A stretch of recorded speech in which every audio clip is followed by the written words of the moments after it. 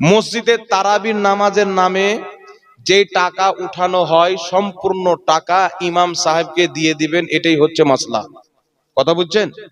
কোন গ্রামে এমন চলতি রেওয়াজ আছে যেই গ্রামে মানুষ জানে যে যে টাকা তারাবির নামে উঠায় আমরা দিচ্ছি, এর মধ্যে কিছু ইমামকে দিবে, কিছু হয়তো মসজিদে লাগাবে। তো সেই রকম গ্রামে যদি কিছু ইমামকে দিয়ে কিছু মসজিদে লাগিয়ে দেয় তো জায়েজ হবে, এটা নাজায়েজ হবে না।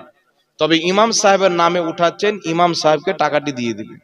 কিছু কমিটি হয় তাদের ব্যথা লাগে, এত টাকা ইমামকে দিয়ে দেবো রে, কিন্তু ওর বেটাকে যদি দিত তো খুব ভালো হইতো। মানে আপনার বলা মক মক আর অন্যর বলা ছক ছক, নাকি চোখ লাল। মানে ইমাম সাহেবকে দিতে গেলে মানুষের কষ্ট হয়ে যায়। তো আমার বক্তব্য হচ্ছে, যেই টাকাটা তারাবির নামাজের জন্য আপনি উঠাবেন, 2 লাখ আর 5 লাখ তো উঠে না কি বাবা?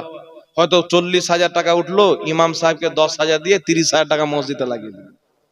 তো ওই 40,000 টাকাই যদি ইমাম সাহেবকে দিয়ে দেন তো গ্রামের লোক ভিখারি হয়ে যাবে, নাকি বলেন? কোনো অসুবিধা হবে? আর আল্লাহ বরকত দান করবে। তাই যতটা টাকা উঠাবেন, 2 লাখ 3 লাখ নয়, 30,000 উঠলো, 40,000 উঠলো, ইমাম সাহেবকে দিয়ে দেন। কথা বুঝতে পেরেছেন বাবা? পুরোটা ইমাম সাহেবকে দিয়ে দেন, ইমাম সাহেবও খুশি, আপনারাও খুশি।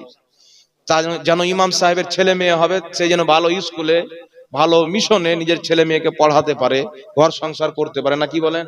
শুনতে পাচ্ছে অমুক লোক এক জায়গাতে 2 কাঠা জমি কিনলো, ইমাম সাহেবের ইচ্ছা করে না যে আমার ছেলে পেলে হবে ভবিষ্যৎ, তো আমিও 2 কাঠা জমি কিনি? তো একটা ইমামকে যদি 8,000 বেতন চিরকাল দেন, ও পেট চালাবে না, জমি কিনবে না, বেটাকে পড়াবে? কিছু করতে পারবে না, শুধু খাওয়াটাই হবে কোন রকম। স্ত্রীকে যখন ডাক্তারের বাড়ি নিয়ে যাবে তখন টাকা ধার করে নিয়ে যাবে। কথা বুঝতে পারছেন কি পারেন না বাবা? তাই ইমাম সাহেবকে খায়ানতি করতে হবে না, এমন একটা বেতন দিতে হবে যেন তার ঘর সংসার ভালো করে চলে, তার ছেলে মেয়েকে ভালো শিক্ষা দিতে পারে। এটা দায়িত্ব হচ্ছে আমার আপনার দায়িত্ব। কথা বুঝতে পেরেছেন? আল্লাহ বুঝার তৌফিক দান করুন।